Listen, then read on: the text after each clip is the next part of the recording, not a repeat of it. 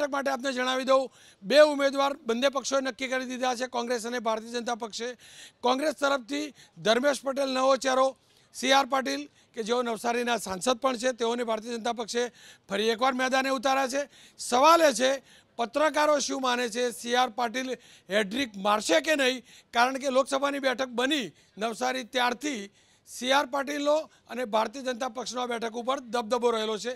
ખેર, મારા સહયોગી પાસેથી જાણીશું શું સી.આર. પાટીલ હેડ્રિક મારતા પત્રકારોના મતે નજર આવી રહ્યા છે, એટલે કે એમ્પાયરો શું કહી રહ્યા છે, શું સી.આરની હેડ્રિક ખરી? જી બિલકુલ રોનક, નવસારી લોકસભા બેઠક અને અહીંયા ભાજપે સી.આર. પાટીલ ઉપર ફરી એક વખત ભરોસો મૂક્યો છે અને કોંગ્રેસે ધર્મેશ પટેલને મેદાનમાં ઉતાર્યા છે. નવસારી લોકસભા બેઠક, શું બંને પક્ષે યોગ્ય ઉમેદવાર પસંદ કર્યા છે? આ સવાલ જ્યારે પત્રકારોને કરવામાં આવ્યો તો 10 પત્રકારોએ માન્યું કે જી હા, ભાજપે બરાબર કર્યું સી.આર. પાટીલને લોકસભાની ચૂંટણીમાં મેદાનમાં ઉતારીને. પણ માત્ર 3 જ પત્રકારો માની રહ્યા છે કે કોંગ્રેસે ધર્મેશ પટેલને મેદાનમાં ઉતારીને યોગ્ય પગલું ભર્યું છે. સવાલ પૂછવામાં આવ્યો કે નવસારી લોકસભા બેઠક ઉપર જીતશે કોણ? જો નવસારી લોકસભા બેઠક ગુજરાતના નકશા ઉપર કેસરીઓ થઈ રહી છે.